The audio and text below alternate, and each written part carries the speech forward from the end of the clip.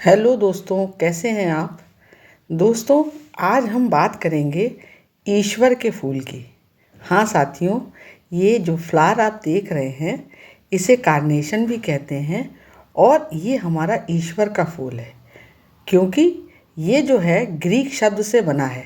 DISE का मतलब है ईश्वर और एंथस का मतलब होता है फूल, यानी ईश्वर का फूल। दोस्तों, ये जो फ्लावर है, ये डायंथस फ्लावर गमले में यदि आपने इसको लगाया हुआ है और यदि आपको फूल नहीं मिल रहे हैं, आपके फूल कम बन रहे हैं और या कलियां बन रही हैं तो उसके फूल नहीं बन पा रहे हैं, तो आज मैं वंदना आपको इसी के बारे में विस्तृत जानकारी देना चाह रही हूँ कि आप अपने गमले में कैसे इन फूलों की संख्या को बढ़ा सकते हैं और अपने पौधे को खूब घना कर सकते हैं। तो इसके लिए साथियों, ये जो डायंथस का फ्लावर है, ये एक बड़ा ही अच्छा फ्लावर है, बहुत खुशबू देने वाला, और इसकी महक बहुत अच्छी आती है।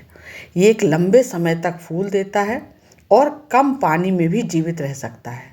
और साथियों, ये फ्लावर जो है वो कीटों को भी दूर भगाने की क्षमता रखता है। इसमें प्राकृतिक कीट प्रतिरोधक पौधा की क्षमता है इससे यदि आपने बगीचे में लगाया हुआ है तो फिर आपके जितने भी और पौधे लगे हुए हैं उनके लिए ये बहुत ही यूज़फुल पौधा हो जाता है। और इसमें आपने देखा होगा कि ये रंग भी बदलता है। ये पौधा जब ये खिलता है तो उस समय ये हल्के रंग में रहता है इसका फ्लावर, और जब ये मुरझाने से पहले तो इसका रंग जो है वो फूल का रंग वो थोड़ा गहरा हो जाता है। तो साथियों, जब आप अपने गमले में लगाए हुए हैं तो देखिए उसको कि कहीं उसमें कोई एक्स्ट्रा घास तो नहीं जम रही है। यदि खरपतवार रहेगा तो फिर आप जो भी इसमें डालेंगे, जिसको भी आप खाद को इस्तेमाल करेंगे, वो सारी खाद ये सब आपके पौधे ले लेंगे। अब साथियों, हम इसकी बात करें कि कैसे हमको ये घने आपको मिलेगा और आपको फूल कैसे अधिक मिलेंगे। तो साथियों, ये है हमारी बोन मील। ये बोन मील जो फर्टिलाइज़र है, महीने में आपको एक बार देना है। इसमें क्या करना है कि ये आपको गमले में थोड़ा सा मिट्टी को हटा करके इसको आपको डालना है और एक बार देना है महीने में, और 1 चम्मच के लगभग एक पौधे में, क्योंकि इस खाद में जो है वो रोग प्रतिरोधक क्षमता ये बढ़ाती है और बोन मील में कैल्शियम होने के कारण पौधे को ये बीमारियों से लड़ने से बचा देता है। और इसमें फास्फोरस है और कैल्शियम है, जो कि आपके डायंथस के पौधे की जो जड़ें हैं उसको मजबूत कर देगी ये खाद, और फूलों की संख्या को ये बढ़ा देगी। और इससे क्या होगा, जब आप इस खाद का प्रयोग करेंगे तो जो आपके जो फ्लावर हैं ये बड़े साइज़ के आएंगे, फिर इनका साइज़ बड़ा हो जाएगा और चमकदार होंगे ये, क्योंकि ये जो खाद है बहुत धीमी गति से घुलने वाली खाद है और इससे पौधे को लंबे समय तक पोषण मिलता रहता है। ये बहुत पूरे साल, क्योंकि ये खिलता है, नवंबर से खिलना शुरू हो जाता है साथियों, और ये पूरा भी अप्रैल तक पूरा खिलेगा, बहुत ज़्यादा फूल देगा। और अप्रैल के बाद भी जब आप अपने पौधे को छाया में रखेंगे तब भी ये मई तक फूल दे देगा आपको। अब दूसरा साथियों, ध्यान रखना है कि जो आपके फूल खिलते जा रहे हैं उनको जो है आप कटिंग कर लीजिए, उनकी हल्की प्रूनिंग कर लीजिए। जो जो शाखाएं हैं उनको हल्का सा प्रून कर लीजिए, काट लीजिए, क्योंकि वो कलियां खिल चुकी हैं, फूल बन चुके हैं। अब इस तरीके से आपको इसको हल्का हल्का छांट देना है जो जो आपके खिलते जा रहे हैं। और यदि आपके देखिए गमले में कोई बहुत लंबी लंबी शाखाएं हो गई हैं तो उनको भी जो है आपको प्रून करके उनको शेप में कर देना है। उससे आपका क्या होगा कि आपका जो पौधा है डायंथस, ये आपका घना घना हो जाएगा। जो आप जब लगाते हैं तो एक डाली ऊपर चली जा रही है, बहुत ऊपर चली जा रही है, तो उसको आप काट दीजिए। उसको काट, आपको ये लालच नहीं करना कि अरे इसमें तो फूल लगा हुआ है, कली लगी हुई है। आप शुरुआत में ही उसको कर देंगे तो क्या होगा कि आपका जो गमला है वो एकदम भरा भरा हो जाएगा और उसमें बहुत नई नई शाखाएं बन जाएंगी और नए नए उसमें पत्तियां आ जाएंगी। फिर आपका गमला जो है वो बहुत ही खूबसूरत दिखाई देगा।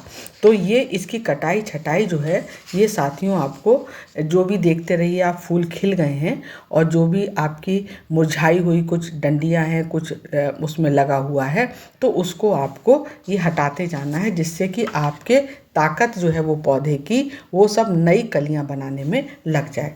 तो साथियों, जब आपका गमला रखा हुआ है तो इसका भी ध्यान रखना है आपको कि अपने गमले को ऐसी जगह पर रखिए जहाँ पर 6 से 7 घंटे की धूप मिले आपको। और पानी इसमें ज़्यादा नहीं देना है आपको। गमले की जब ऊपरी सतह जो है आप देखिए सूखी है तभी आप इसमें पानी दीजिए। अब इसकी जो हम बात करें कि इस पौधे की जो हमारी जान है वो है हमारी ये केले के छिलकों की खाद। ये साथियों बहुत अच्छी खाद है इसके लिए, डायंथस के लिए। इसमें चूँकि फास्फोरस है, पोटेशियम है और कैल्शियम है और साथ में साथियों इसमें सल्फर भी है।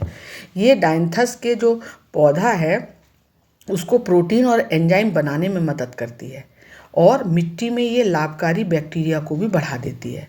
तो आपको क्या करना है कि 4-5 छिलकों को पानी में डाल के रख देना है और 24 घंटे बाद उस पानी को आपको अपने पौधे पर दे देना है। डायंथस के पौधे पर उस पानी को दे देना है और उससे आपको पौधे को मिलेगा पोटेशियम। उससे क्या होगा, डायंथस की जो पत्तियां हैं वो हरी बनेंगी, ज़्यादा हरी बनेंगी और इनका जो फूल और फल बनने की प्रक्रिया है वो तेज़ हो जाएगी जब आप ये खाद डालेंगे तो।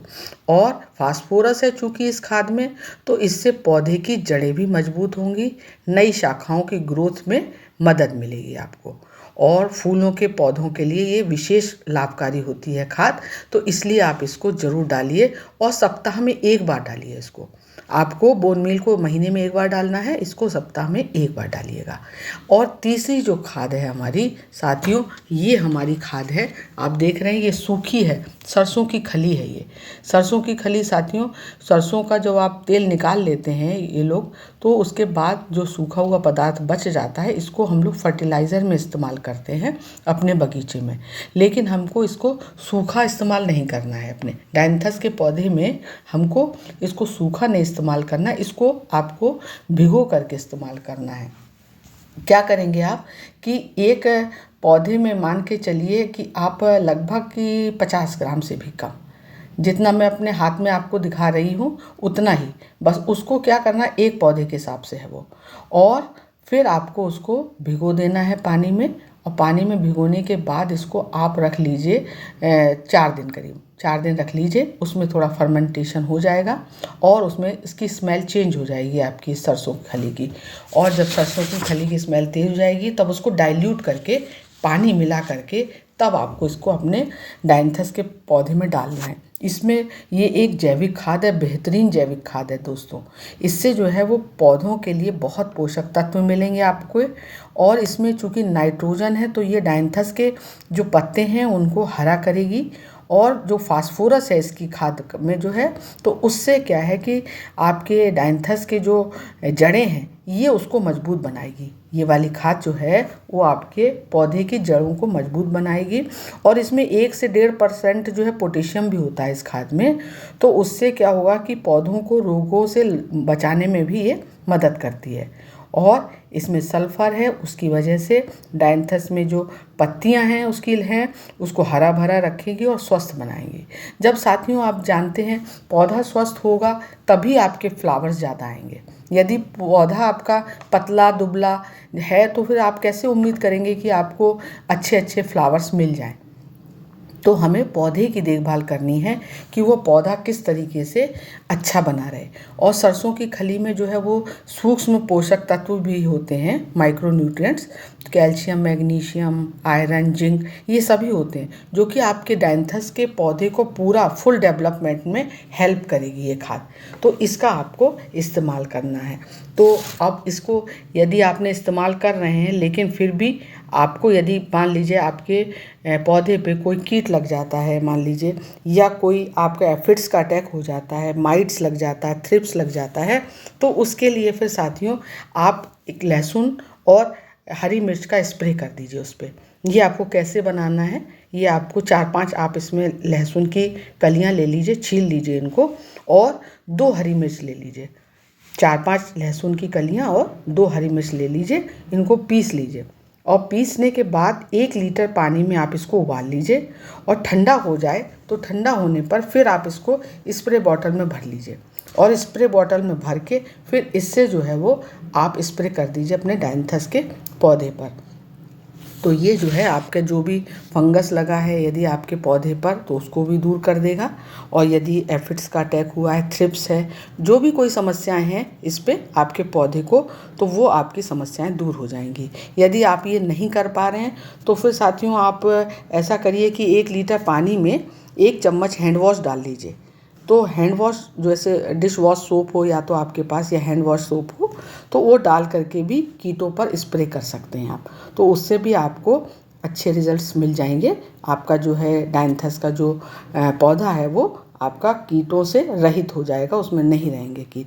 तो इस तरीके की चीज़ें हैं साथियों, आप इनका ध्यान रखेंगे यदि, तो आप अपने पौधे से बहुत अच्छे फूल ले पाएंगे।